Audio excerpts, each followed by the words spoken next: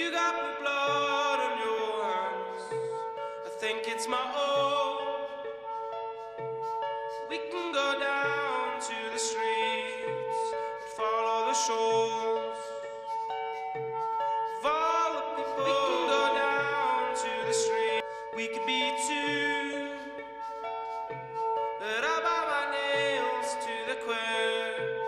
Run back home. You got blue blood on your hands. I know it's my own. You came at me in the middle night and showed me my soul. Of all the people, I hoped it'd be you.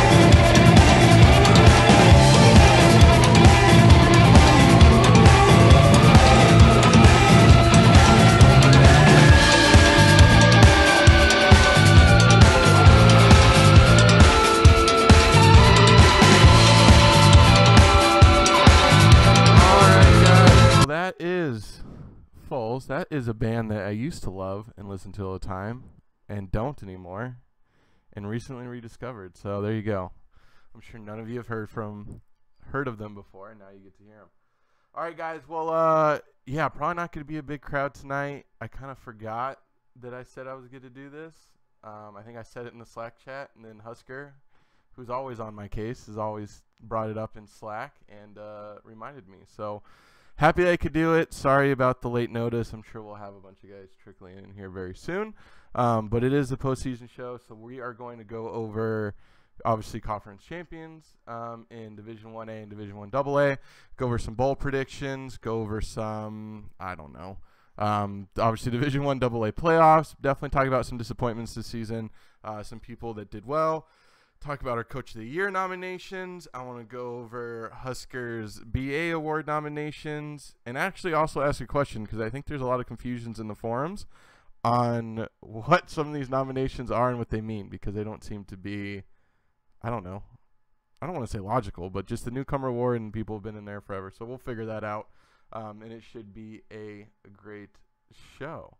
But, all right, so it looks like Phil changed his name to Fat Phil, so everybody take a look out for that. Will be an interesting thing going forward. But, yeah, no, but it's been a great season. Definitely a lot of, I don't know if I can call them upsets in the conference championship games, but definitely a lot of surprises. We had maybe, I don't know, 3 teams that just needed to win and get in, and they all lost. And I think we actually also had a surprise that jumped into the national championship game. Of course, Syracuse was E32. He won out. I mean, he did what he had to do. He had a great season over there at Louisville. No surprise. Guy's been around a long time, been in a lot of national championships. But went undefeated, beat Osbald in Louisville.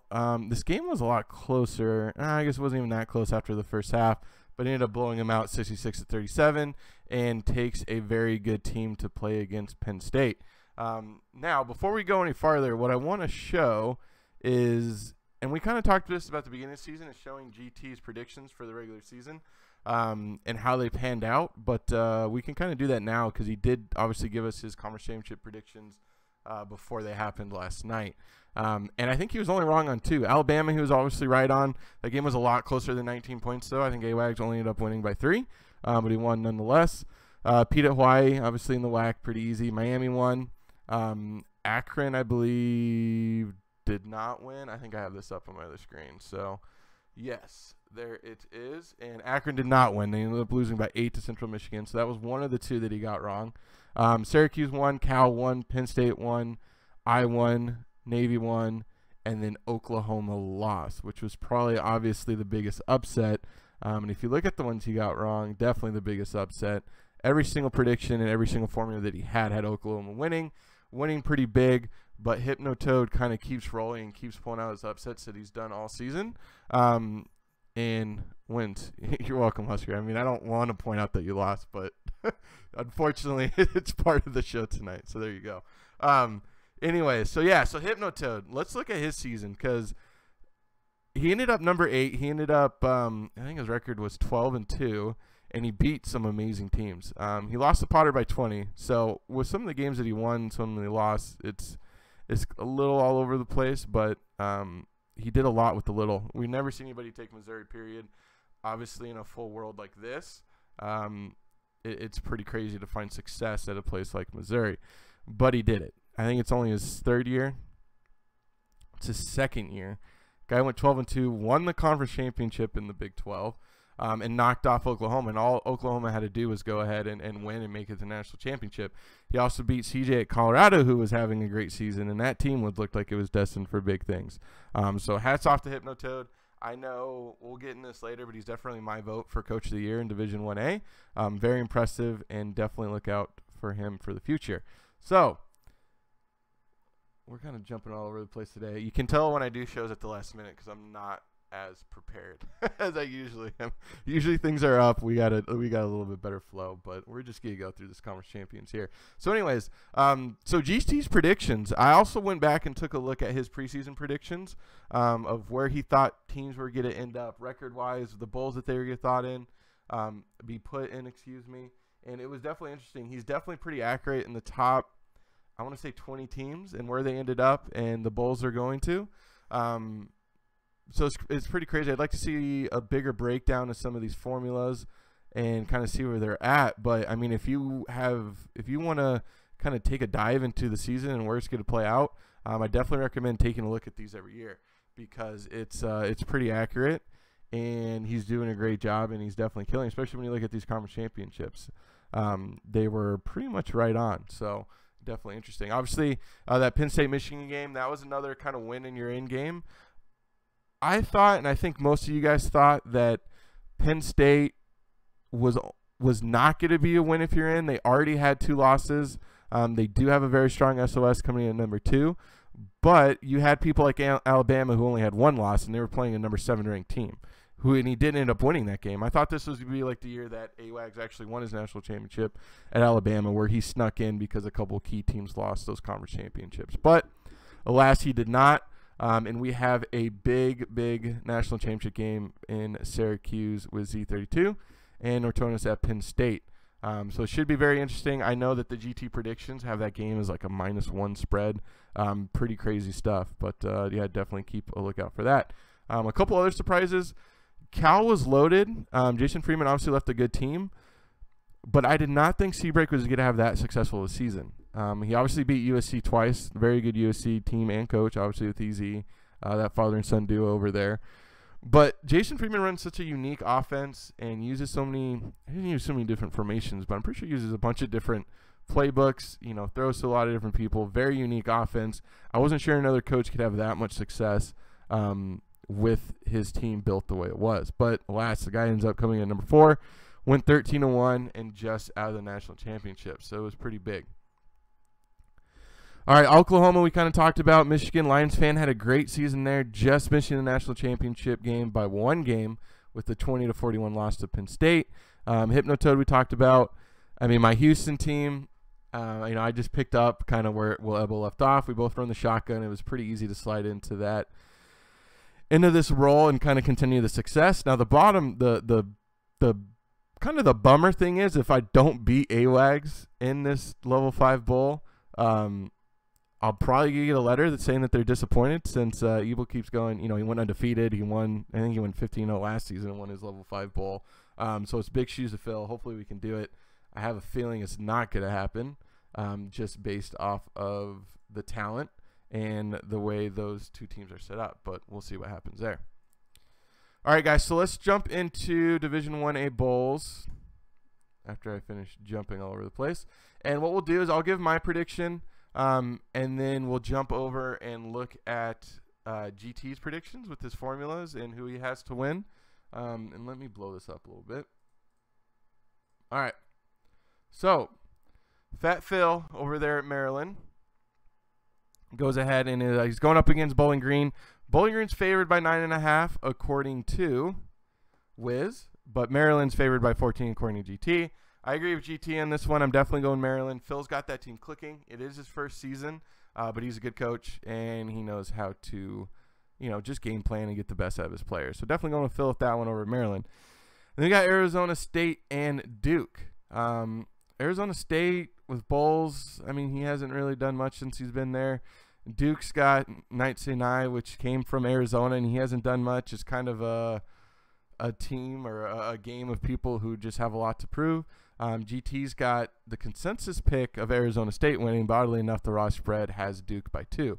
And then if you look, it's kind of a split decision between the different formulas, and then even the win prediction's close. I do think that the previous coach at Duke was better than the previous coach at Arizona State.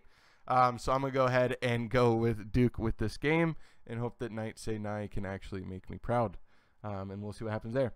Then we got Auburn and Eastern Michigan coming in the Hawaii Bowl. Lucky them.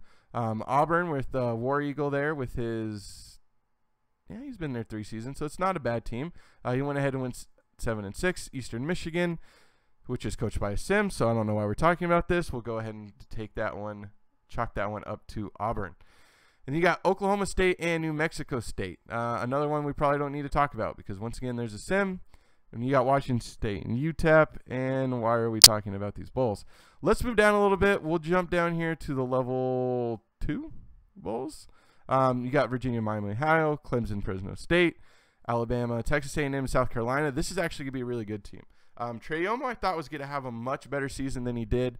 He had, he went 9-5 last season, and that was coming off of a 12-3, 13-2, and a 12-2. So, and he keeps recruiting well. And for some reason, the success just hasn't followed quite yet.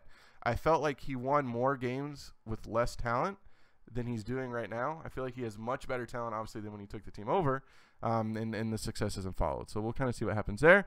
But you do have our friend, Arcade Cowboy over there at Texas A&M. He had a pretty decent season coming in at 8-5. Definitely played some good games. I mean, I think every game in the Big 12 was good. You got a lot of good coaches there. His only conference loss came at Wisconsin, but a lot of people lost to Wisconsin this year. Paul took that team and went 10-3. And then he lost to pretty much all the big guys in the Big 12. Yeah, so, I mean, this is definitely going to be an interesting game. I'm probably going to give it to Trey Yomo in South Carolina. I think he's got better talent on that team, but we will see what happens. Marquette and Louisiana Monroe. Hat Rock comes in with that Marquette team. Very talented Marquette team. Daryl Jones, I think it's his first bowl since he's been here. The problem when I blow it up on the screen, I can't see anything. Yeah, so it's his first bowl since taking over that Sim team. Went 10-3. Definitely something to be proud of. But Marquette, it's a Big East team, just too much talent. They're definitely going to probably win that game. And if we jump over here, we got Marquette by 11. No surprise there. And the next one, we got Rutgers and Stanford. Obviously, Hitman over there, and then Allen at Rutgers. I'm actually going to take Stanford in this game. I know all the predictions have Rutgers. They have Rutgers by 17%. He's got an 84.7 chance to win, according to GT stats. But I definitely played against Rutgers today. And Allen won some big games this year, but he also lost some games he should have won. So he kind of said it himself, I think, in conference chat. He's not sure if he's capable of, competing with the coaches in the Big East or competing in a full world. I don't know exactly what his comments were, but I mean, he did beat an elite in Tennessee with a good coach with Dean Horvey. He lost to me at Houston, lost to Michigan, and then lost obviously a lot of games in the Big East. And Hitman, it's definitely a down year for him. But he's definitely, he's still a great coach. He still went 9-4. He played a tough schedule, which he likes to do. He did beat Notre Dame. Notre Dame's a down season, but still a very talented team. And then he lost a couple, obviously. Like this one to Arizona is kind of skeptical. Maybe he's just not around. Maybe he's on vacation. He was one to UCLA, but that team's a lot better. I'm going to go ahead and take the better coach in Hitman and see how it goes. But that is my prediction. Notre Dame, Connecticut. It's GT Deuce's first season at Connecticut. I don't want to say he was left with a bad team, but I don't think he was left with a great team. And Notre Dame is still stacked, right? So CFB fans on around, if he's not coaching softball right now, he's probably going to pull that one out. But once again, what GT Deuce did with, not the most talented team, and obviously he's a legendary coach, he definitely has a shot. But I'm definitely taking Notre Dame in that one. Minnesota, Memphis. I played Memphis. Minnesota had a good season. They had some big wins. They had some close losses. So I'm going to go ahead and take Minnesota in that one. LSU and the team that will be not named ever again in this show. Go ahead and take LSU in that show. I mean, it's an elite against a non-BCS team and a non-BCS team that has not been built up quite yet. So we'll go ahead and take LSU in that one.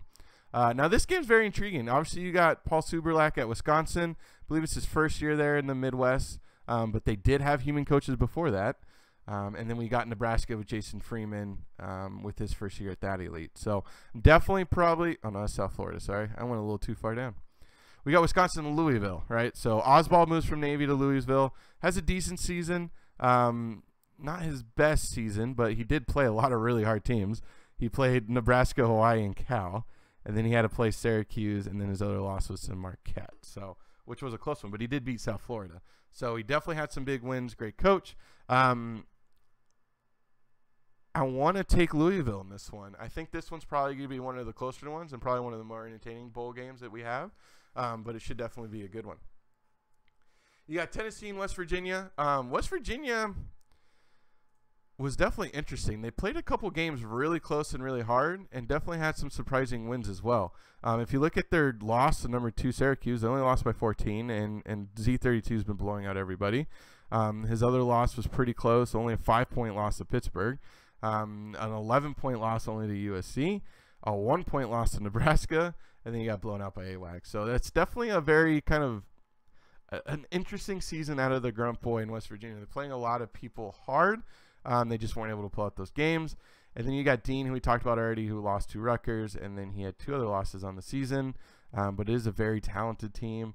Really, his only loss was a 2-point loss to Florida in conference. It was really his only hard one. It's the only elite that he found in the SEC this year. So I'm probably going to go with Tennessee with that one, but the way West Virginia's been playing teams, it could really go anyway. Ohio State versus UCLA. I never know what to think of this UCLA team. They had some just surprising wins, I guess, this season. The one against Stanford we already talked about. I was definitely surprised that they won that one. But then they were blown out by USC. They were blown out a ton by Cal. And they really didn't beat anybody that impressive. So, I look at this team year over year. They have decent talent, but they never do. There's not a top 20 finish since Awaskow, however you want to say his name, has been there. So, not really sure what to think about that, but I'm definitely going to go ahead and take Ohio State. Guy goes 10-3. Roxy 11, since he's been there, has definitely been recruiting well. He just hasn't pulled out that season where he's won out. He got blown out by a couple people. Naskin, who's a great coach, but went in there at IU and beat him in overtime by 7. And then he lost to a good Notre Dame team that was having a down year and got blown out by Penn State. So nothing to shake your hat out, but I definitely think he's going to beat UCLA. Now, all right, a lot better. All right, so we got South Florida Thiebaud's new team, who this was definitely very impressive what he did at South Florida. It wasn't a bad roster, but he went in and won a lot of really big games. Had a good non-for-conference, beat Georgia by a lot, and really these games that he won by a lot. He beat UCLA 72-13. No surprise there. We all know Ebel can coach on offense, and he can set a game plan to run it up and really win games he has no business being in. He beat West Virginia, Connecticut, doing really good things already with his first year at South Florida. It's only going to get better. But then you got a great coach in Jason Freeman at an elite like at Nebraska, who doesn't have – this isn't a stacked elite team, but it's not bad. They're both great coaches. It's definitely going to be interesting. If we go over to G2's predictions,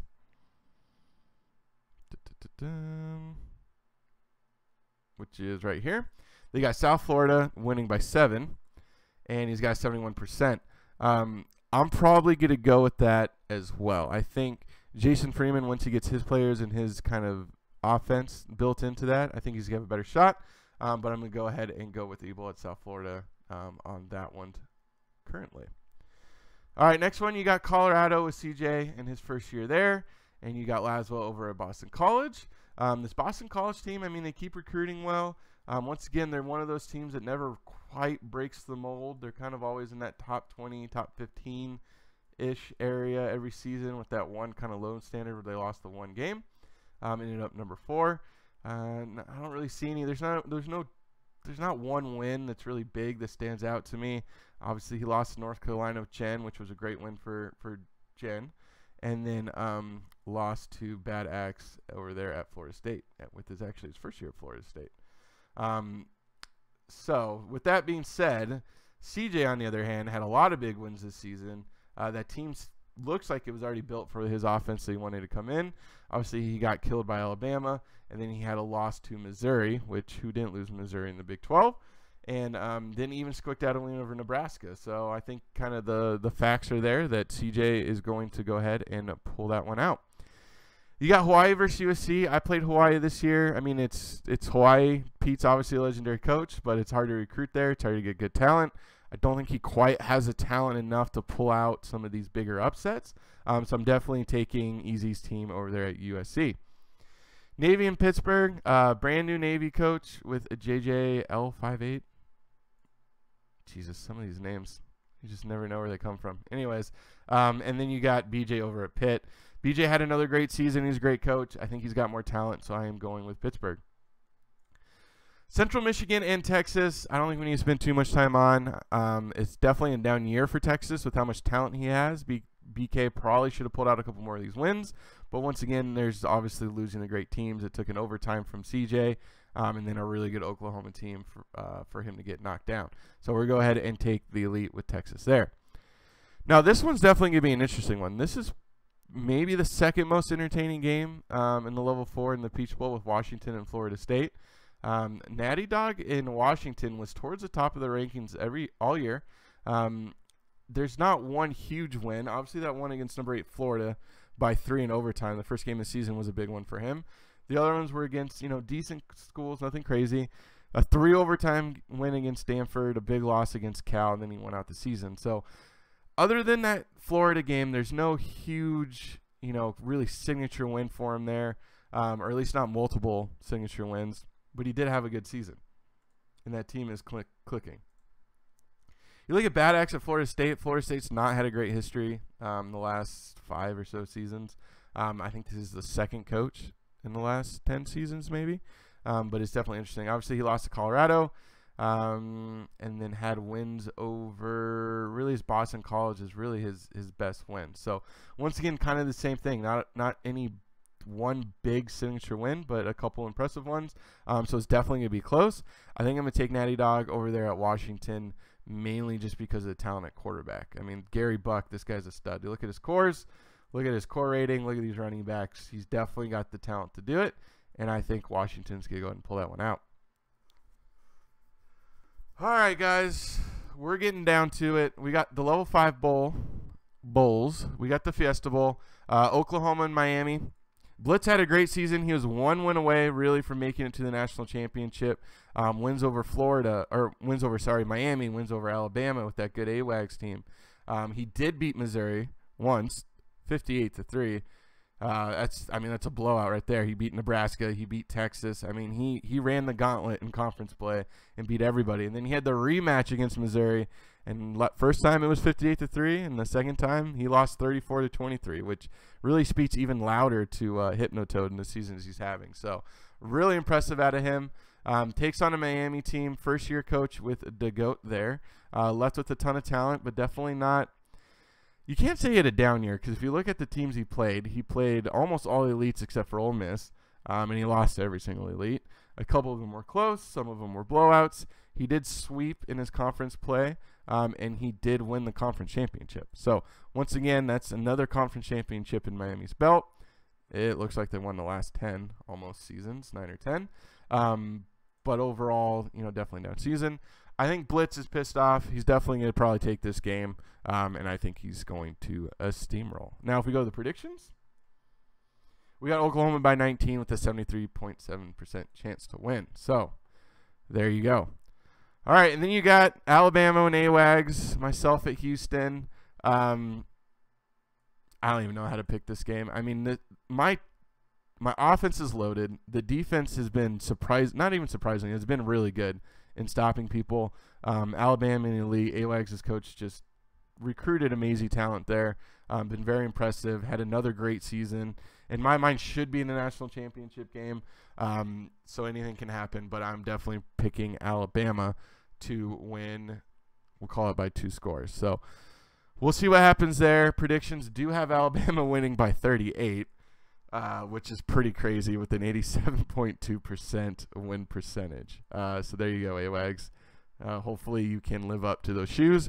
I'm taking my money. I'll take Houston in the points. So that for betting, I'll definitely take that. All right, then you got Michigan and Florida. Lions fan, once again, one way from the national championship.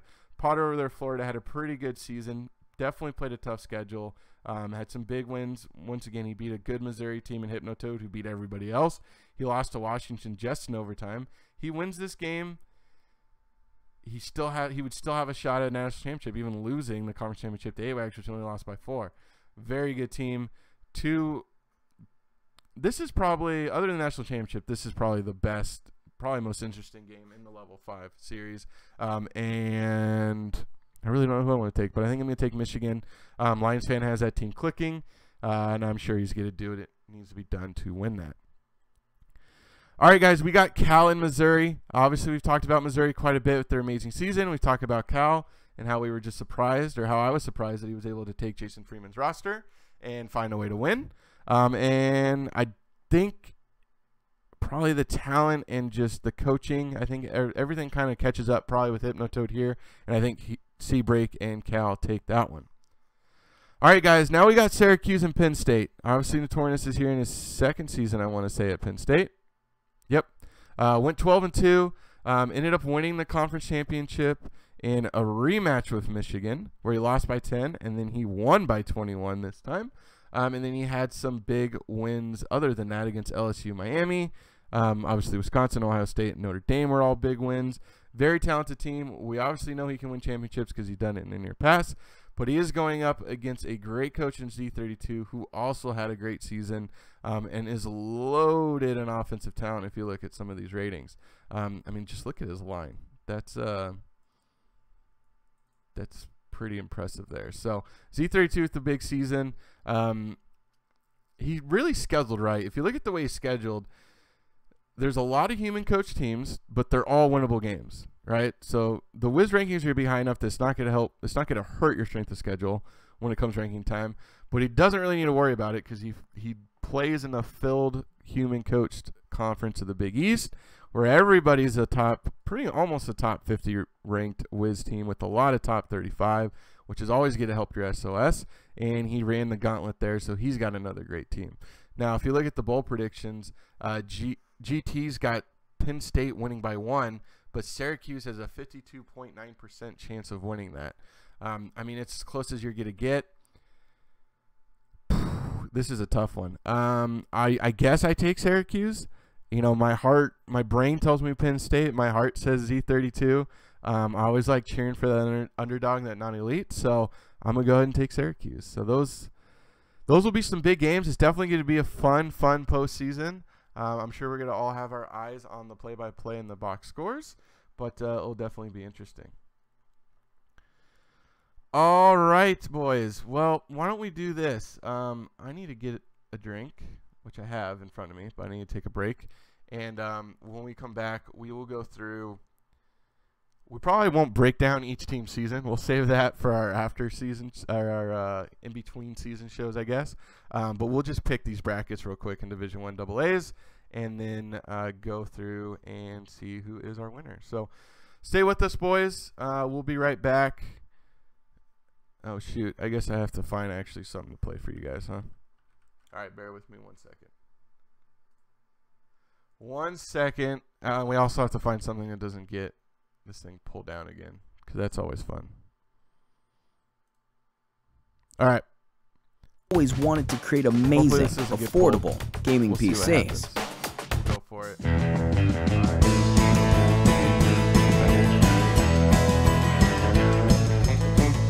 Well, I've been spending all my money on weed and pills, trying to write a song that'll pay the bills, but it ain't came yet. Guess I have to rob a bank. I guess it could be worse, ain't that bad. At least I ain't sitting no Baghdad in the middle of the hot day of death, sitting in a tank. Well, time my wife talks, so baby gets mentioned. I'm so broke, I can't pay attention. Lord, how it tears me up to have to see her cry. Well, I've been spending all my nights on the internet, looking for a clue, but ain't found one yet. Just a bunch of Mopars, guitars, and other shit I can't find. Well, now, Lord, if you can hear me, won't you throw a damn dog a bone? If a devil shows up with a deader deal, his whole soul's going down. Oh, I sing 'em real pretty, sing 'em real sad, and all the people in the crowd say, ain't that bad? Well, now call me King Turd up here from Shit Mountain. If you want it, you can have the crown.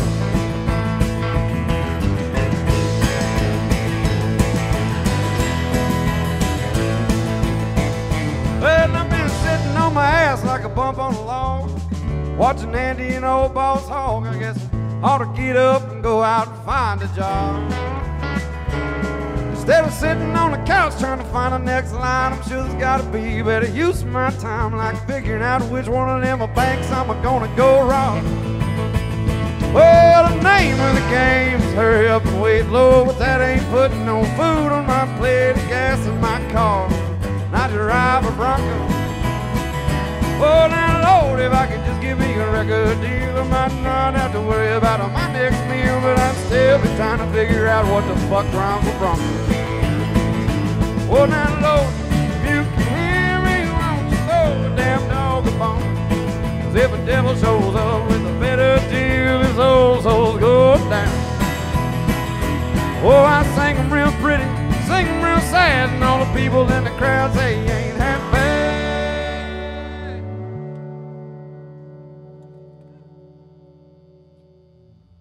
Well, they call me King Turtle, Harold Shit Mountain. If you want it, you can have the crown.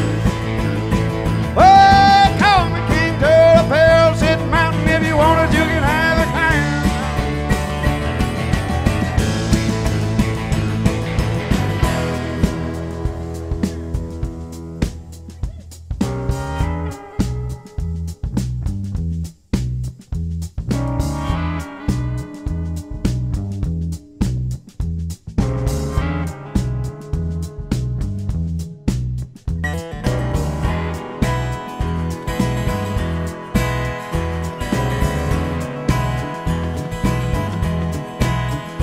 Oh, I'm getting pretty tired of state things are in. Sometimes I feel like cutting the vein, just watching it bleed. Oh, I'm tired of letting down, get nothing on the other end. And people only want to be your friend when you got something they need. Oh, I'm getting pretty tired of being treated like competition, when the only one that can hold me down is inside my head. Oh, what's the honk you gotta do around here? Well, I think what we're gonna do is do the Division 1 AA a little bit different. Yeah, like I said in chat, I don't like these prediction shows. I feel like this podcast is better when we are analyzing a lot more and discussing a lot more of teams, recruits, potential of what's going to happen, whether it's, you know, the drama with job change periods, you know, the off-season stuff, recruiting battles, all that fun stuff. And the prediction shows I want to do, because I know you guys all want to hear it. You want to hear your team name called, hear who I think's going to win, but honestly, I just go off of what the numbers tell me, right? So it's not as entertaining of a show, but we definitely want to do it. I think next time we do this, we'll bring somebody back, right? Maybe I call Phil and have Phil on and get his take, have AWAGS on, or I know CJ likes doing these prediction shows, so we'll find some time and see if CJ wants to do a joint show when we get to the prediction world. But anyways, I digress. Let's jump into Division 1A and give those boys their due. You had some really good teams at the top and some really some surprise teams. I feel like there's 6 teams that could actually win a national championship in Division 1 AA. So it's definitely going to be interesting to see how this bracket unfolds. But let's dive into it. Obviously, in the first round, we got number 1 seed William & Mary going to Summer 8 North Fork State. No surprise there. William & Mary's going to move on. And we can actually jump here. So William & Mary, and then they're going to probably play Grambling State, with William & Mary moving on to the quarterfinals, or the semifinals for his bracket. In the lower half, you have EKU, Eastern Kentucky against Alabama A&M. You got Yale versus Duquesne. Probably this 2 versus 7 is going to be a lot closer than what a 2 versus 7 normally is. Columbus Buck did have a good season, had some good wins, but he is probably, he probably got hurt a little bit because of SOS. And then you got a Sherratt at Yale, who is constantly there, constantly doing decently, and just hasn't got over quite that hump yet. And he even lost conference championship against Princeton. So I think I'm going to go ahead and pick Duquesne there to pull out that upset with that 7 over the 2. Eastern Kentucky's going to obviously win with that 3 over the 6. Just too much talented of a team. And you do have a good coach in Sooners 81 there. So that leaves us with William & Mary versus Eastern Kentucky in the bracket semis for the North bracket. And I have the number 1 seed William & Mary by Duke legend himself. This offense is just too good. It's clicking on too many cylinders. The guys definitely get, at the very least, make it to the semifinals. In the South, you got Texas State at the number 1 seed against my old team in Jacksonville. Go Dolphins. Timber Drive, unfortunately, got left with the team that was running shotgun and built for shotgun, and he doesn't run shotgun. So and Texas State is loaded, and he's definitely going to win that one. Then you got Cal Poly versus Arkansas Pine Bluff with Nitros. I mean, this one's definitely going to be close. I mean, you know Cal Poly is going to come out, and Crondon's going to try to run the ball down your throat. But Arkansas Pine Bluff had a great season in Nitros' third season. Yeah, third season here at this rebuild. So he's got a little bit more talent on his team. He's probably got, obviously he's got some of his players that are juniors there. Beat some decent teams. Obviously, that's a big win against Alabama A&M. That's a playoff team. Grambling State's a playoff team. This is definitely going to be close. But I think Cal Poly is going to pull this one out in Crondon. I like what he's done this season with that Cal Poly team, and I think he's going to advance. And obviously, he's going to have to play his conference mate in Texas State. Let's take a look and see if they played each other already this season. They did not, so they definitely missed each other. They definitely played like opponents, and St. Mary's was one of them. I'm going to go ahead and give this game to Texas State, with Texas State moving on to the finals of the South Bracket. You got Drake and Jacksonville State down here. Husker 111's having a little bit of a down year, but he also had a lot of guys graduate and lost a lot of talent. Didn't even win his conference championship this year. Drake's had another great season with T-Poke. Still loaded with talent, upset and won a couple big games. I think this one's going to be a lot closer than it seems, but I'm going to go ahead and take Drake with number 3 over number 6. Northern Iowa over Albany. I'm taking Northern Iowa. Drake over Northern Iowa, and Texas State over Drake. And Texas State advances to the Final Four. So on the east side of the bracket, we got, what is this? Too many times in a row winner, Texas Southern. It's a lot. But it'd be Vikestroll's third in a row. And he definitely had a down year. He definitely did get beat. He did lose once to Northern Iowa. And he'll definitely at the very least get out of the first 2 rounds beating Eastern Tennessee. Then probably beating, I'm going to go ahead and take Tennessee Tech. And playing, well, Marist is going to be Dayton. Dayton did not win their CC. It's a very talented team. Preseason, they were probably supposed to go undefeated and be a number 1 seed and probably make it far. But alas, not quite the season they were hoping for. OP's got Marist clicking, so they're definitely going to move forward.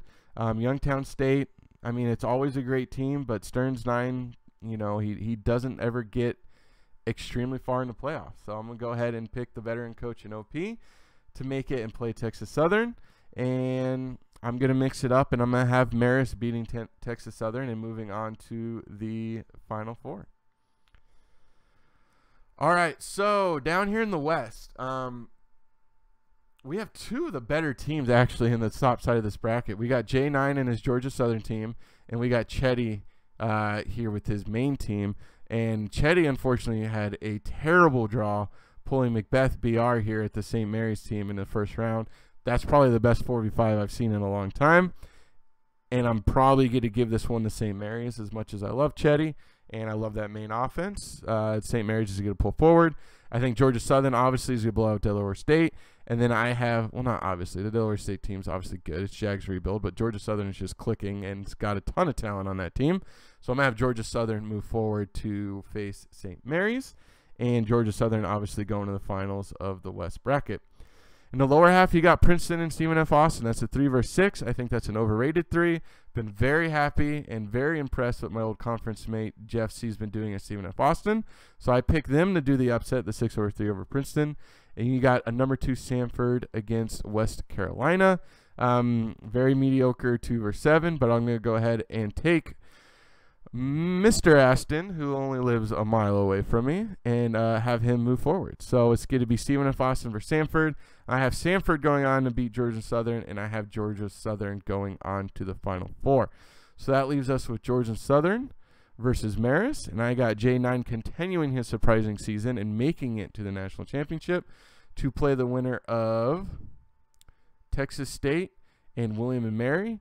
And I think Duke Legion just has too good of an offense right now, and I think he advances to the Final Four in the national championship. So that leaves us with William & Mary versus Georgia Southern, and I actually have William & Mary and Duke Legion winning it all. So definitely very interesting. Should be great. There's, like I said, there's 6 teams that can win. I think there's going to be a lot more upsets than who I picked and what happened. So we'll definitely be talking about it in our Slack group of what's going on and kind of recapping, but keep an eye on it. And as far as my coach of the year goes in Division 1AA, I talked about how Hypnotoad is definitely mine for Division 1A. I think no matter what J9 does from here on out, I definitely think he's my coach of the year. It's not like he didn't play anybody. He played 2 OVC schools in Jacksonville State and Tennessee Tech, and then, kind of blew out everybody in his conference. So definitely a very good team. I hope they can continue this and keep winning and prove me right. And he's even scheduling hard for next year, so that's good to see. So shout out to J9. Shout out to you guys. I'm dying over here. I'm tired. It's only 8 o'clock. I need to go watch some baseball. But anyways, head over to the forums, guys. There are a lot of articles, actually. Blitz put a bunch of, I think, 2 series together from formations, game planning, depth charts, position roles, the way he does his defenses. I mean, a lot of great information there at the Working Central site. Jabbing Jag's been posting. Husker's obviously been posting his own maze post. And then you obviously got a lot of trolls currently going on right now. But a lot of good things. Jag even just released his first round predictions as well in this cool little bracket format. So yeah, check that out. See how kind of it lines up with your thoughts and my thoughts, and keep an eye on it. But our next show will probably be obviously after the national championship games. We'll do our typical end of season wrap up, talk about our predictions, not our predictions, talk about our results, talk about awards. Updated nominees. All right, well, let's check out nominees real quick. Husker.